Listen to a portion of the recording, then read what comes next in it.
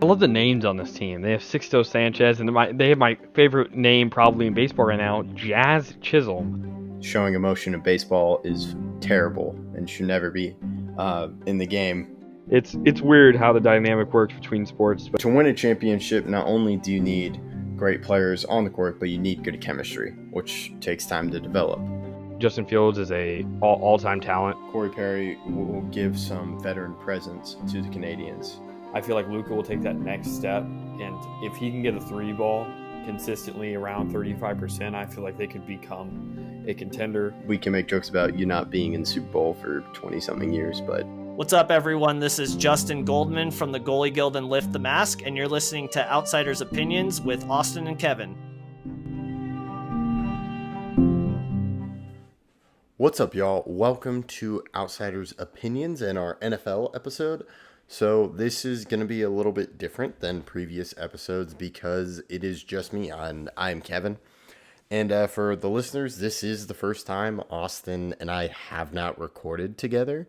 It's always been me and him. We've had guests on for March Madness and all that. And I'm not going to lie, it's a little bit sad and a little bit weird not recording with Austin and scheduling a time. And we have scheduled this time. And if you've been listening to our recent episodes, you could tell Austin was a little congested. And I'll say everything's fine, but he is sick, and he and I both agreed that we want to keep the streak alive, so this is the point of doing the video.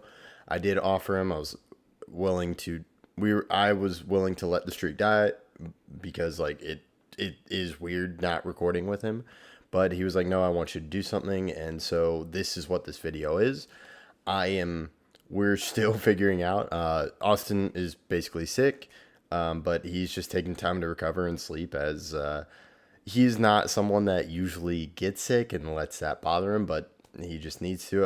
If he wants to add more, he can when he comes back. So he will come back when I'm not sure, but I will be still doing videos, working on some stuff. Austin may be back tomorrow. We are currently figuring that all out. So that's kind of where we're at right now in Outsiders Opinions. But let's go through this. This is our NFL video. For this week, we've done a lot of NFL, and I just kind of want to take you through the NFL slate this week. Games that stood out to me, some important notices from what this schedule was like, as I think we had some really good games. And this, of course, is being recorded before the game, or before the Cowboys-Texans game. And I'm not trying to reverse jinx here, I really think the Cowboys are going to get embarrassed, which I'm kind of happy with, because they deserve that.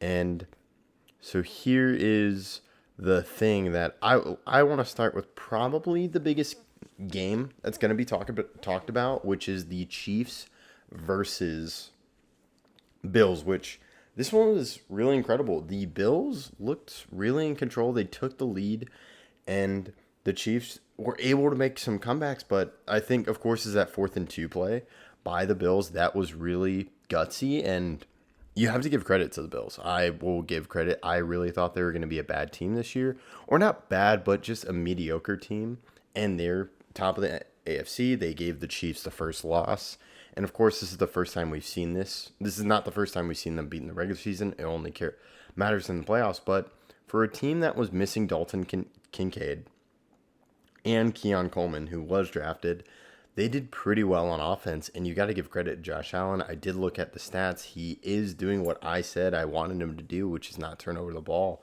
And he did have a weird interception, but I'm going to give a weird interception to both quarterbacks. Even though Mahomes is not playing well, his interception was awful. He's just trying to escape the play, and it's something a younger Mahomes would do, not a guy that's been to the Super Bowl many times. I want to say it's 3 Super Bowls.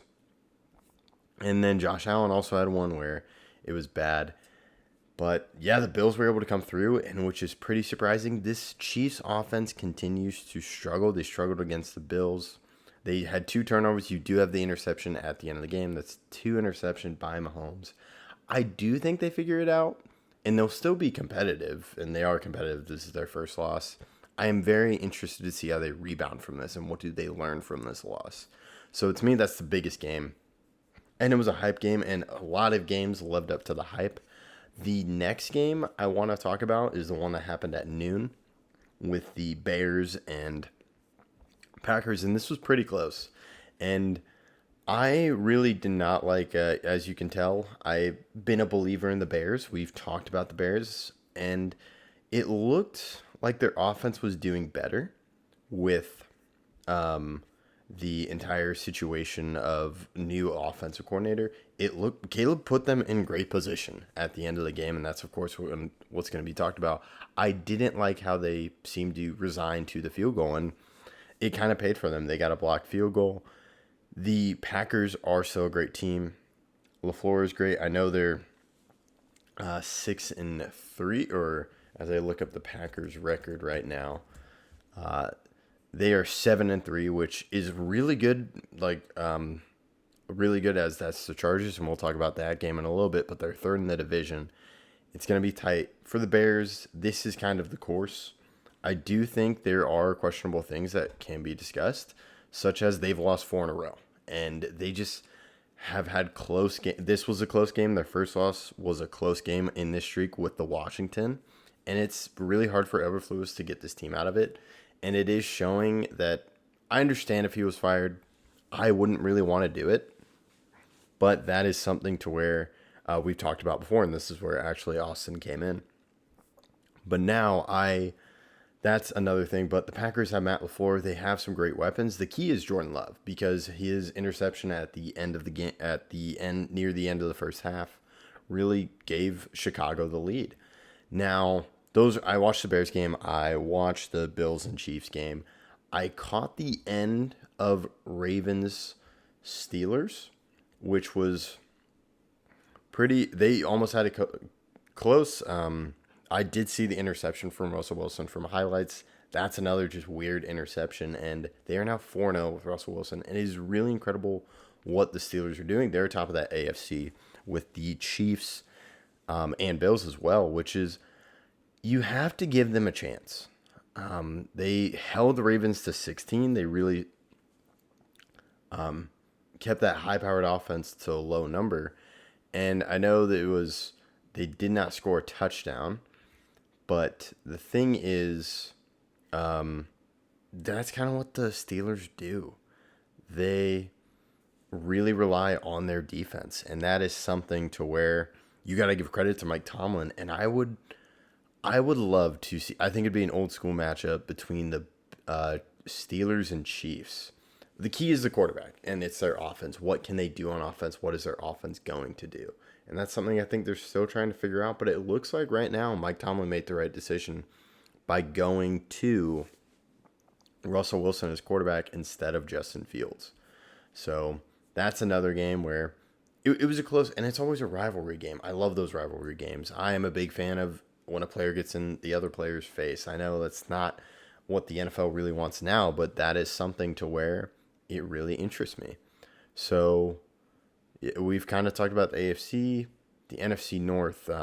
We'll go to the Lions game, which I didn't see it, but the score was 52-6 against the Jaguars. Jaguars are very bad, and this could be the game that finally ends Doug Peterson's tenure with the Jaguars, but we'll have to see. They are heading into apparently a bye week.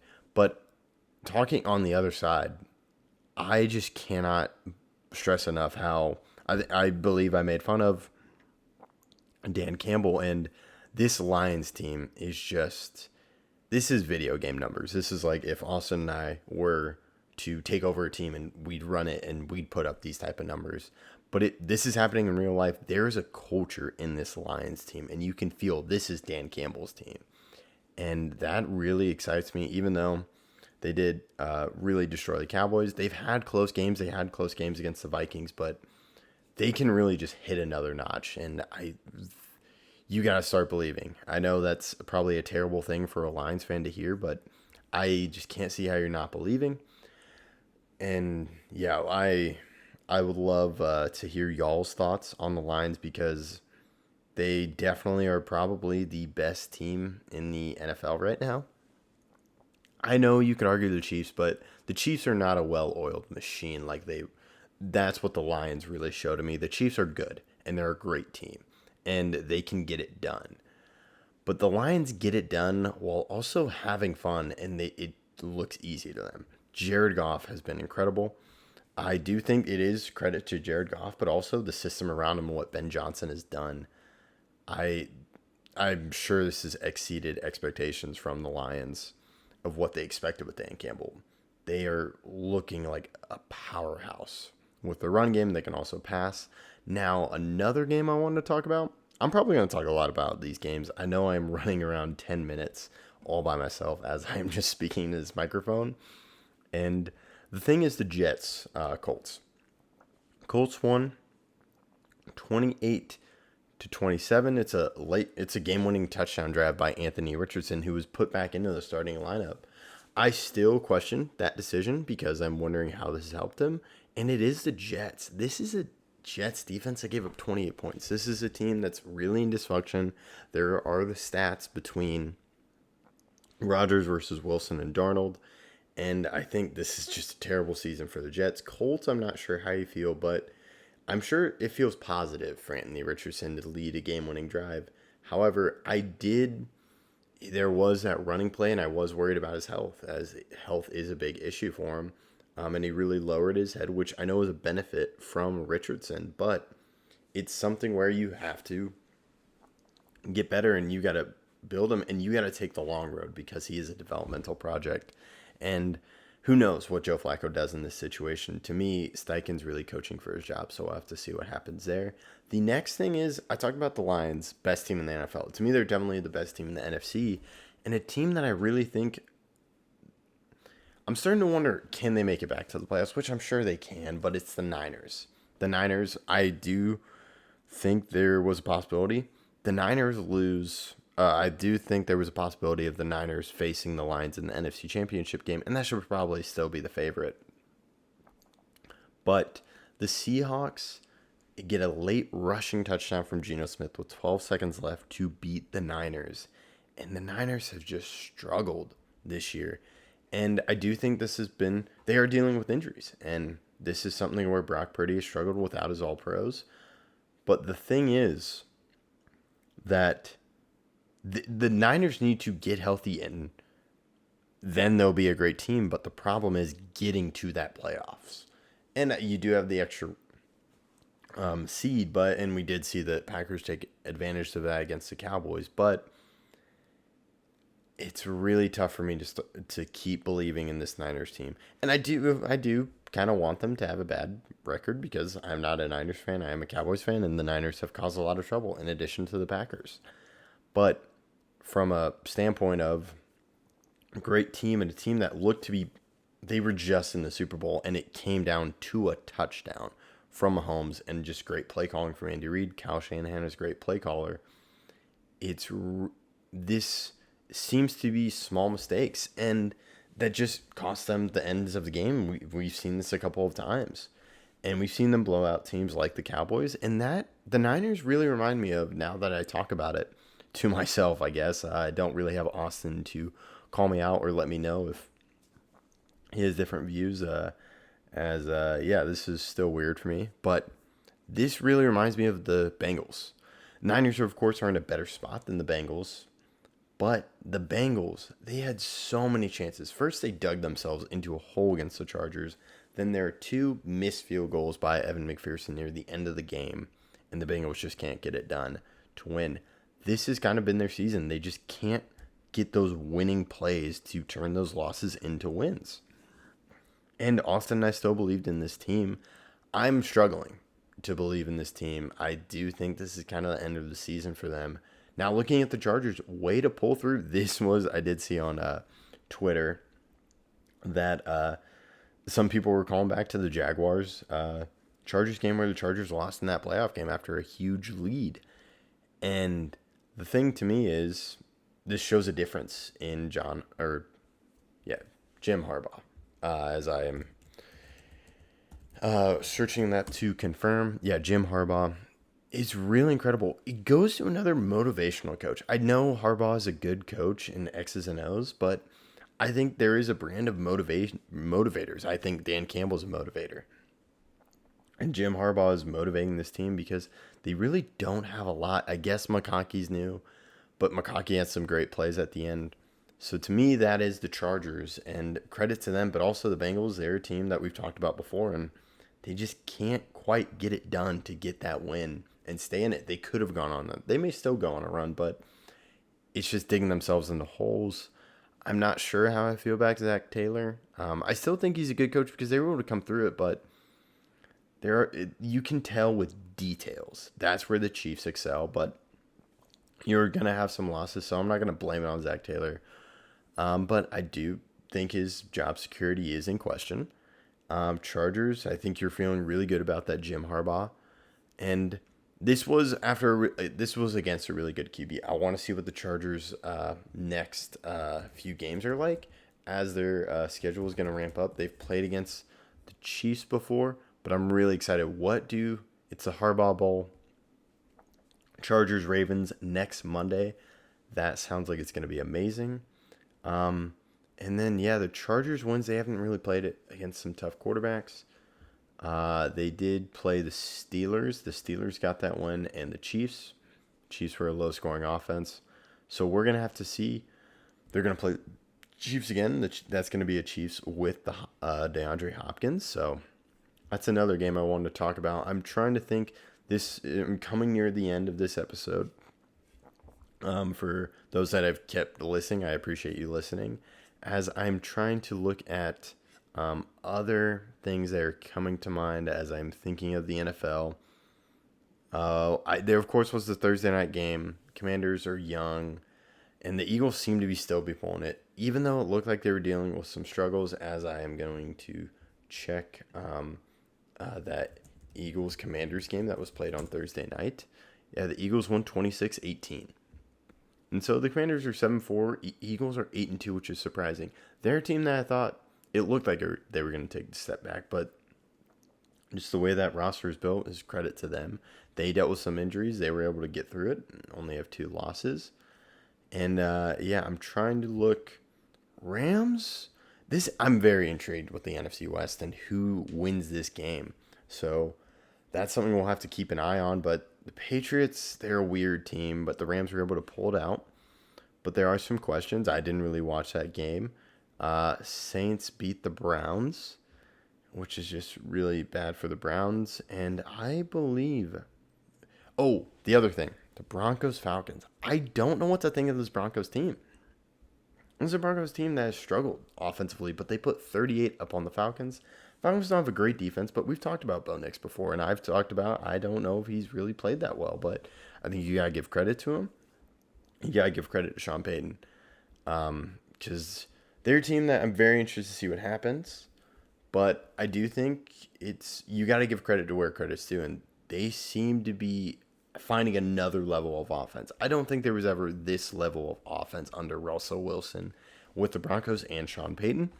And they went with Bo Nix, and we'll have to see what happens. I am curious, how do the Falcons rebound this? Similar to, they had a couple games, and Raheem Morris is a new head coach, and how does he gather his locker room after some tough losses between the Falcons? As I'm looking at their previous schedule, but I'm pretty sure this is going to be my final game of this episode. They lost to the Saints as well. I know Kirk Cousins didn't have a touchdown pass in that game either. And really credit to the Broncos. Vikings did the same thing. Titans are bad. And then Dolphins, Raiders. I'm not really surprised by that, and I didn't really watch that game. So only so much my eyes can be on. Of course, I did this without Austin. And I'm surprised I went for 20 minutes on this podcast, but let us know your thoughts. And hopefully, I appreciate you bearing with me, but hopefully Austin is back soon. This one is weird to do without him. I appreciate you listening to Outsiders Opinions, and be on the lookout for more videos.